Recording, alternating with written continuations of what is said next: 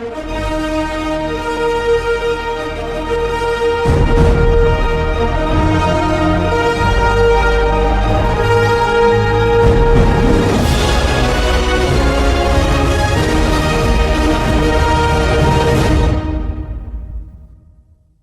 semua, perkenalkan nama saya Faras Nursadina Suryani Dewi sebagai host di channel kali ini. Oke, jadi di sini kami akan membahas mengenai teks prosedur. Oke, baik, di sini aku pengen nanya ya, Jessica, teks prosedur itu apa sih? Selamat pagi, terima kasih telah mengundang saya. Senang sekali bisa berbagi di sini. Nah, jadi teks prosedur adalah sebuah teks yang menyampaikan langkah-langkah untuk melakukan sesuatu secara runtut dan sistematis, sehingga pembaca bisa mengikuti proses tersebut dengan mudah dan tepat. Contohnya, kita bisa menemukan teks prosedur dalam petunjuk penggunaan suatu alat atau resep masakan. Tujuan utamanya adalah agar pembaca dapat memahami dan melaksanakan instruksi dengan benar. Jadi bagaimana sih caranya ini petikan cerpen menjadi teks prosedur nih?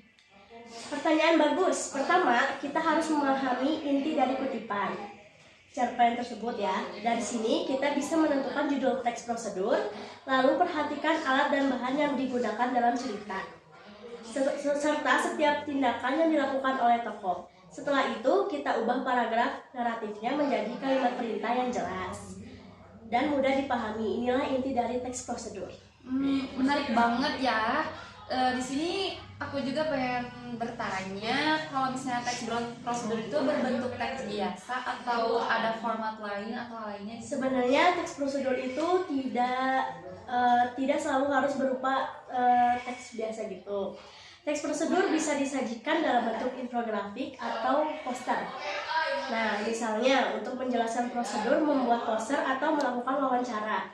Format visual seperti infografik sangat efektif karena karena lebih mudah dipahami dan menarik perhatian. Berarti berbicara tentang infografik, ada konsep 7 langkah agar membaca selezat mengudap yang pernah saya dengar. Bisa dijelaskan nggak sih, Jess? Boleh, tentu ya. Ada 7 langkah agar membaca selezat mengudap. Adalah sebuah teks prosedur yang menjelaskan cara agar membaca menjadi lebih menyenangkan. Nah, langkah-langkahnya termasuk membaca sedikit dan demi sedikit, menetapkan tujuan, membaca sepintas lalu menyiapkan pertanyaan, mencatat hal-hal penting, menyusun ulang informasi, dan berbagi komentar tentang buku yang telah dibaca. Ini membantu pembaca mendapatkan manfaat maksimal dari kegiatan membaca. Oke, luar biasa banget gak sih guys? Selain itu juga kita tahu bahwa teks prosedur juga bisa digunakan dalam kegiatan lainnya atau bisa kesehariannya lah ya. Seperti wawancara yang menulis esai, bagaimana prosedur tersebut bisa dipraktikkan dengan benar. Betul sekali. Untuk wawancara, langkah-langkahnya dimulai dengan menentukan tema. Nah, setelah menentukan tema, kita mempelajari masalahnya itu apa gitu ya. Nah, setelah itu membuat daftar pertanyaan. Setelah membuat daftar pertanyaan, kita memilih narasumbernya nih. Nah, kita juga harus mempersiapkan alat-alat seperti buku catatan atau perekam, dan setelah wawancara, kita harus mencatat informasi penting dan membuat laporan hasil wawancara. Nah, sedangkan untuk menulis esai, langkah-langkahnya pertama adalah melakukan riset dan mengumpulkan referensi. Nah, selain itu kita menyusun outline yang terdiri dari latar belakang, informasi atau referensi, pendapat, pribadi, dan kesimpulan. Barulah kita menulis esai sesuai dengan struktur yang sudah kita catat. Informasi berguna banget ya guys untuk kita semua. Saya sebagai host juga baru bertemu orang narasumber sehebat ini, oke? Dan ya Jessica, sebelum kita mengakhiri, kita belum ada sesi mengakhiri ya. Sebenarnya masih bisa diperpanjang lagi waktunya ya. Adakah pesan terakhir yang menurut kamu kayak misalnya nanti di pesan terakhir tuh kamu bakal ngebuat apa sih?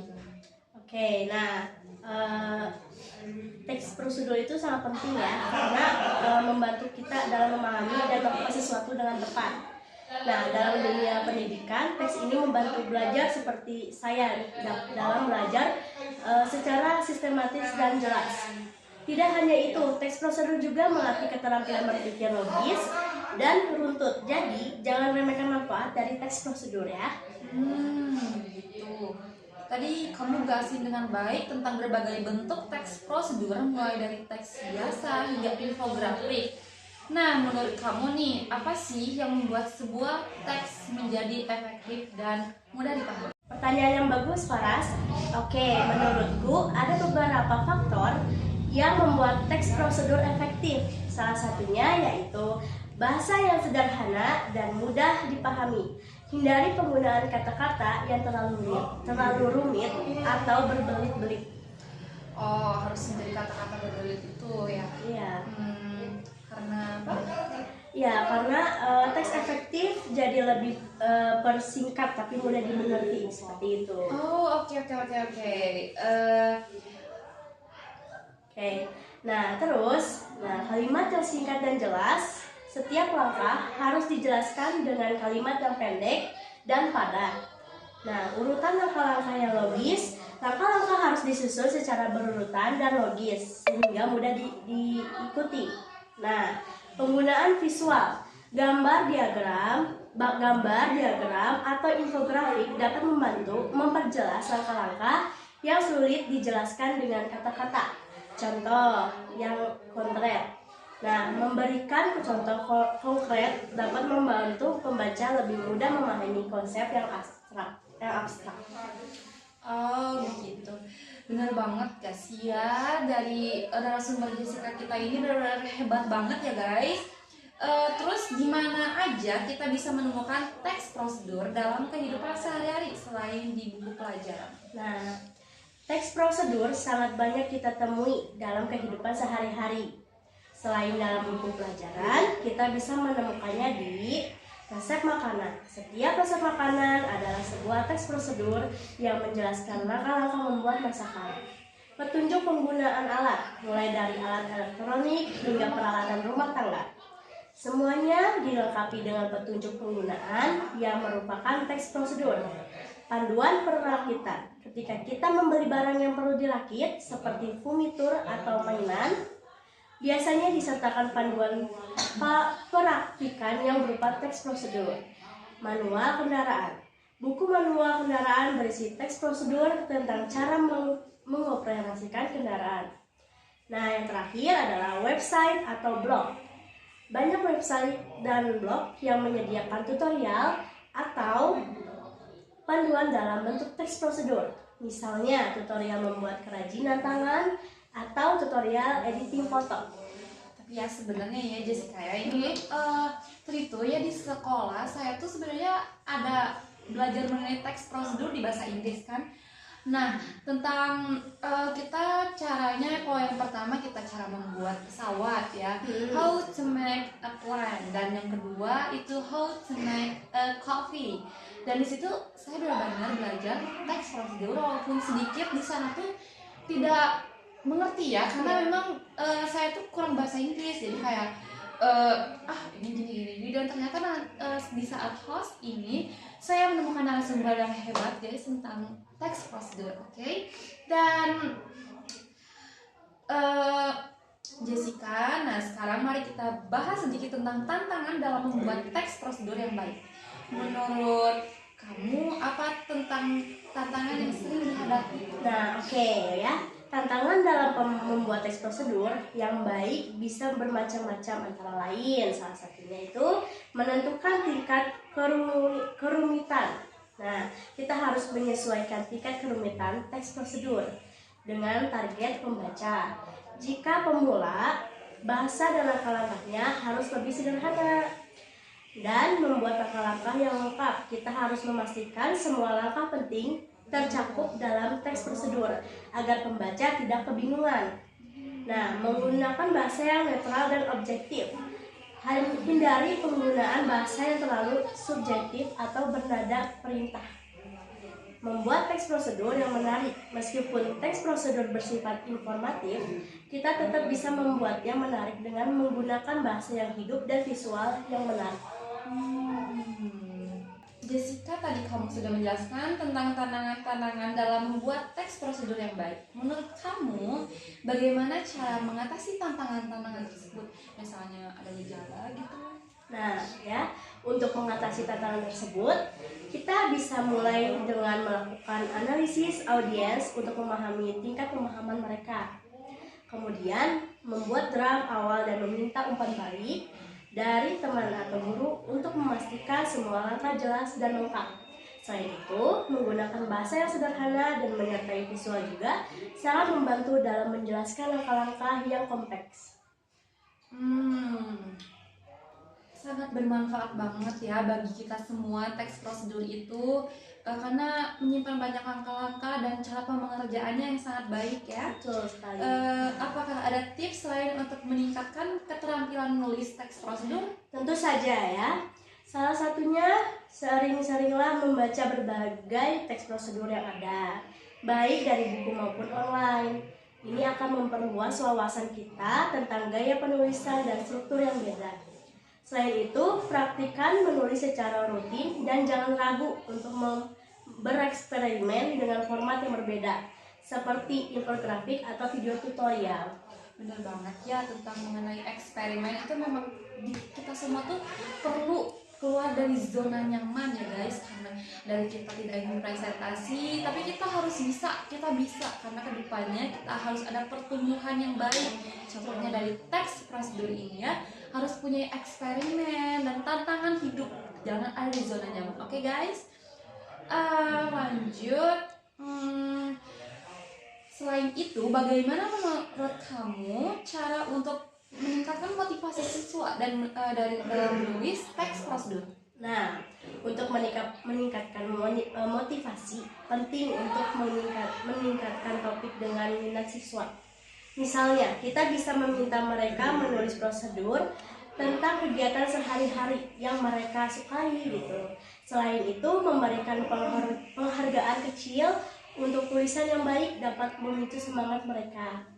Nah, menggunakan teknologi seperti aplikasi atau platform online untuk berbagi teks prosedur juga bisa membuat prosedur lebih menarik dan interaktif. Ide yang bagus banget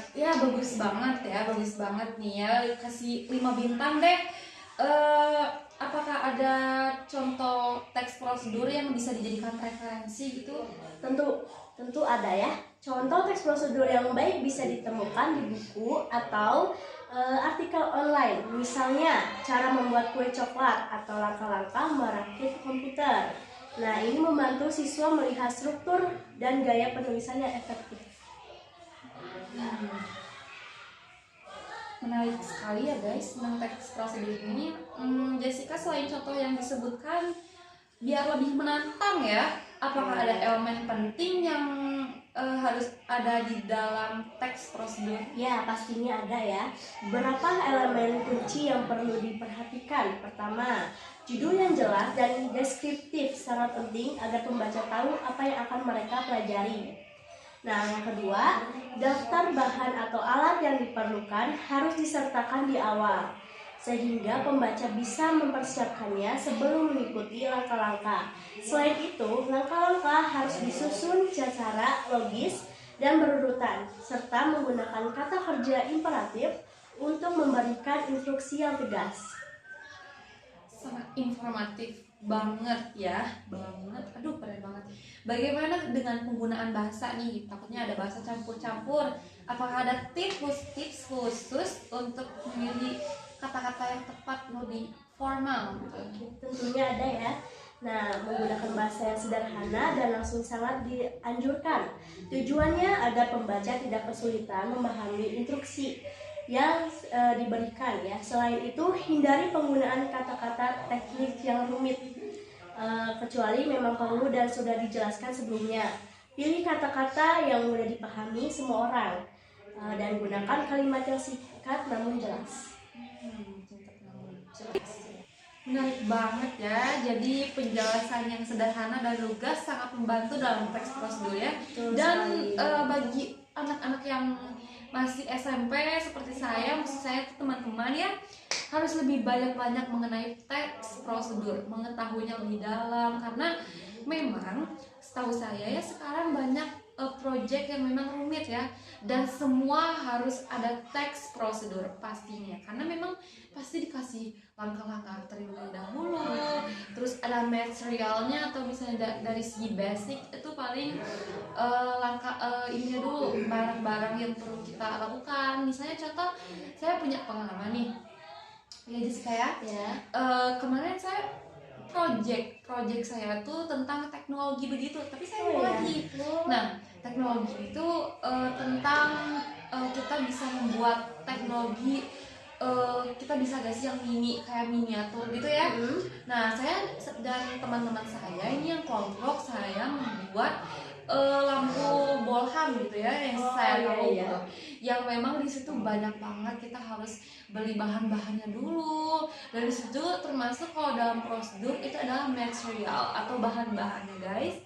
Nah, kalau untuk langkah-langkahnya seperti yang tadi Jessica bilang, kita dikasih langkah-langkahnya terlebih dahulu agar bisa menjadi lampu bolham yang menyala dan banyak hiasan.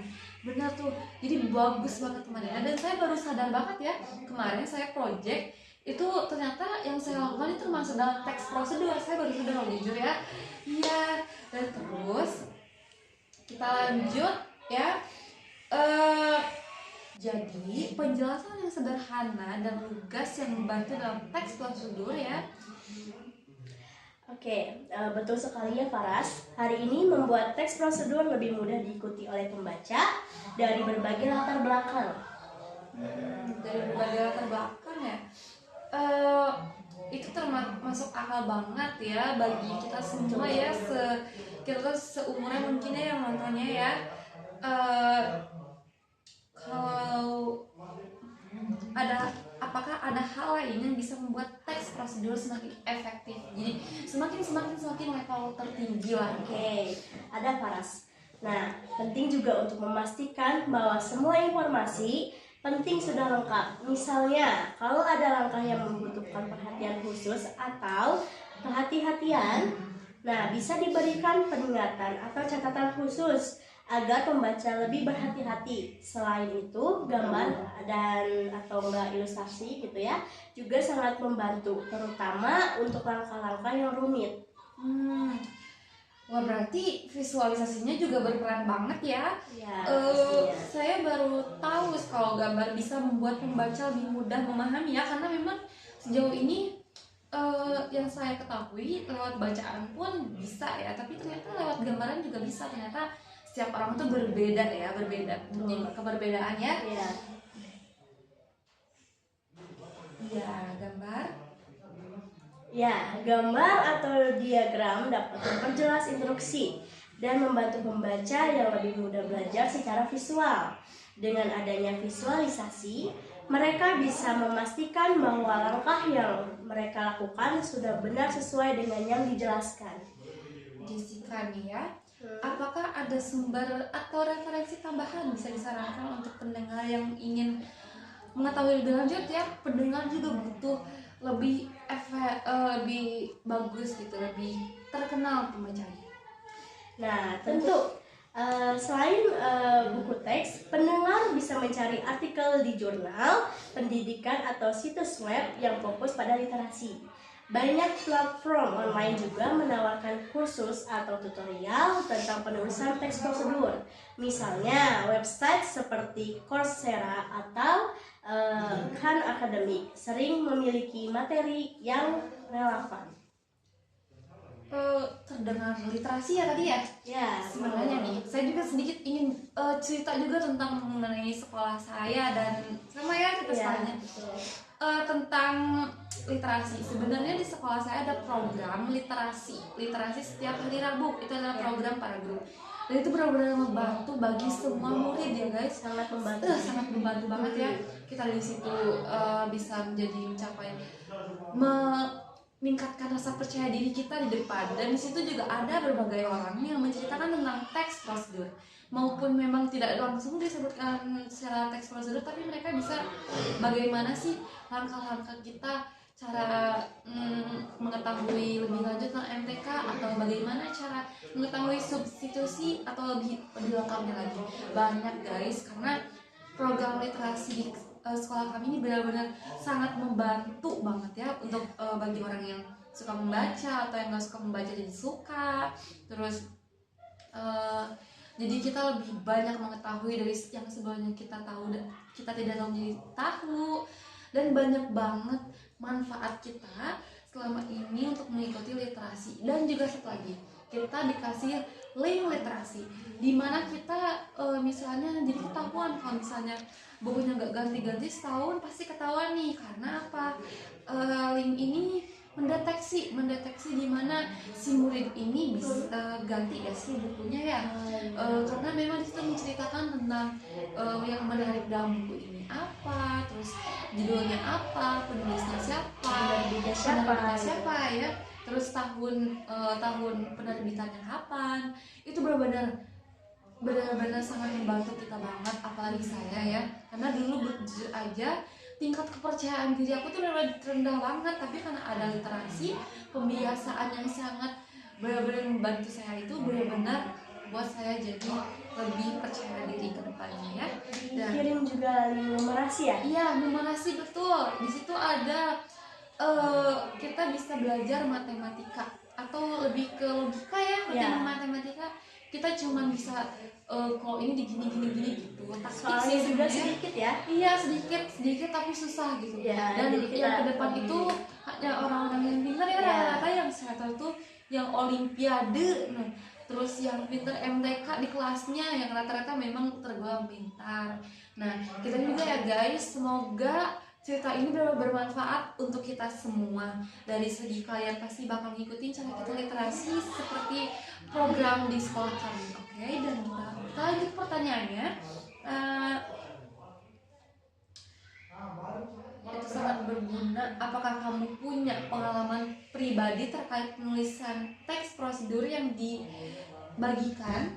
Ya, saya pernah menulis teks prosedur untuk proyek sekolah tentang cara membuat kerajinan tangan. Nah, prosesnya sangat menyenangkan, tapi saya belajar banyak tentang pentingnya struktur dan kejelasannya.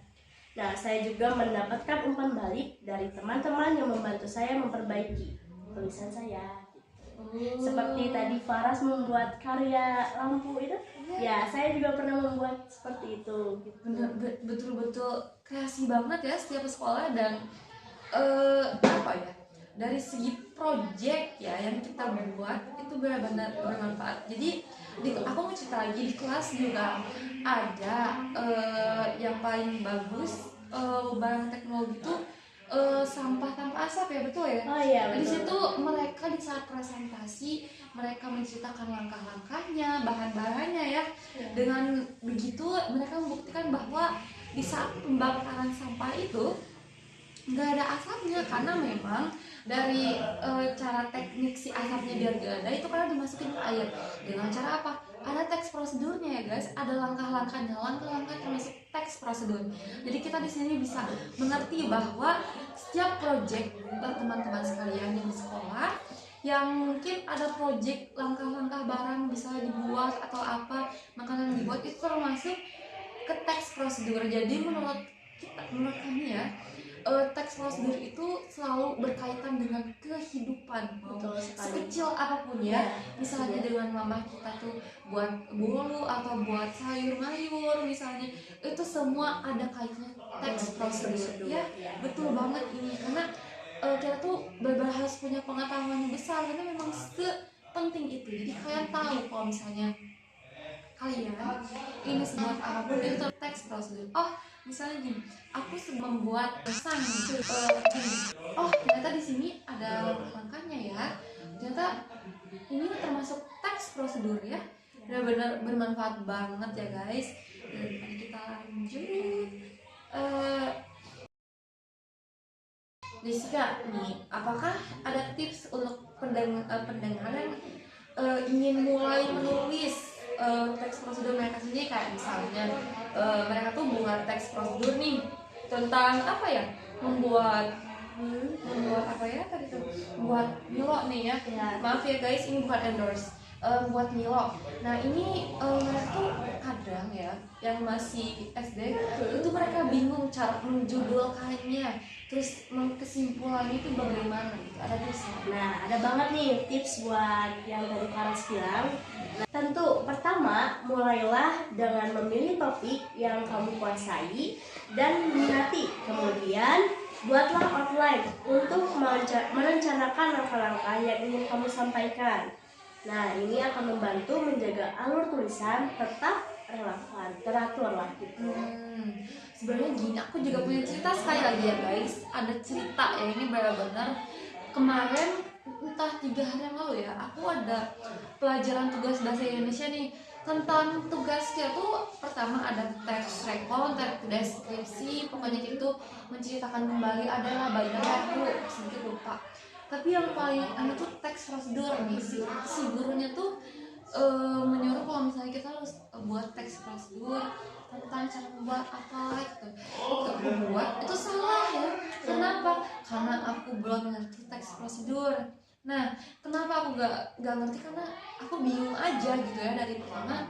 Memang aku tuh kayak selalu ragu, terus aku juga kurang tahu menahu tentang teks prosedur karena aku nggak pernah prepare dulu, nggak pernah ini apa siap-siap dari malam gitu kalau misalnya ada tugas tentang ini. Cuman karena memang sedikit meledak gak sih gurunya ya. Jadi kayak aku tuh sedikit kayak teks prosedur, padahal di bulan-bulan kemarin kita udah belajar tapi dibanyakin tugasnya gitu, dan sekarang baru dijelaskan secara terperinci ya, secara rinci banget. Jadi kita tuh menulis tugas dulu baru dijelaskan. Jadi di situ saya benar-benar deg-degan banget ya waktu teks prosedur. Aku tuh salah karena kalau salah nilainya C ya, C kurang gitu. Aku jadi kayak oh my god, teks prosedur aku gitu kayak udah jeblok banget gitu ya kalau bahasa kasarnya gitu. Jadi kayak aku tuh di situ sekarang, makanya aku sangat istimewa banget nih kita narasumbernya yang tahu menahu tentang teks prosedur. Jadi kita bagi orang yang menengah kelas 3 SMP harus tahu nih tentang teks prosedur, semua dasar-dasar dari semua tulisan-tulisan dari segala hal apapun, nggak teks rekon aja tapi yang lain juga, dari teks deskripsi lainnya juga ya. Terus harus bisa gimana ya, mandiri lah gitu ya. Betul. Karena bahasa Indonesia jujur banyak ragu ya aku, tapi semakin kesini kayaknya kalau teks prosedur aku jadi makin meyakinkan kalau misalnya banyak tentang tugas-tugas tentang teks prosedur kayaknya aku bisa deh. Karena padahal bukannya dari kemarin kita narasumberin Jessica ini ya, karena biar aku kemarin belajarnya ada banyak pengetahuan lebih lah ya, biar lebih mengerti gitu. Tapi sayangnya banget nih sekarang kita baru dapat narasumber ini setelah aku udah selesai tentang prosedur maupun bahasa Inggris atau bahasa Indonesia. Makanya kayaknya makin ke depan kalau misalnya ada tugas tentang prosedur, aku bakal buat hal seperinci mungkin dari yang Jessica jelaskan ya. Apakah ada hal lain yang diperhatikan saat menulis? Nah, ya, pastinya untuk selalu merevisi dan mengedit tulisan setelah selesai ya. Nah, terkadang kita melewati kesalahan kecil yang bisa mempengaruhi kejelasan instruksinya. Nah, mintalah umpan balik dari teman atau guru juga bisa sangat berguna gitu. Umpan balik ya. Kalau umpan balik itu kadang juga ya, kalau sebangun sama orang yang lembut terusnya kadang nggak ada umpan balik ya. Kadang mereka tuh selalu aku nggak tahu ya Karas, aku juga kadang bingung sendiri, apalagi sekarang ada peraturan apa dikumpulkan, tidak menyampaikan peraturan guys, tapi di sini memang kita kesusahan banget, tapi dengan cara peraturan itu kita bisa lebih mandiri ya, lebih disiplin juga. Jadi kita selalu mencari apapun tugas yang selalu kita cari di AI, di Google, itu lebih kita cari di otak aja gitu ya, Ya. lebih di Jadi tidak buku selalu ya. mengandalkan Betul, HP, ya betul Google gitu sekali ya. ya. Itu bermanfaat banget guys ya, teks prosedur itu jujur lebih menarik gitu. Tapi aku suka banget teks prosedur dan yang lainnya. Ini sekali lagi, kalau tentang kalian tidak mengetahui teks prosedur atau teman kalian, coba deh nonton channel kita kali ini, oke?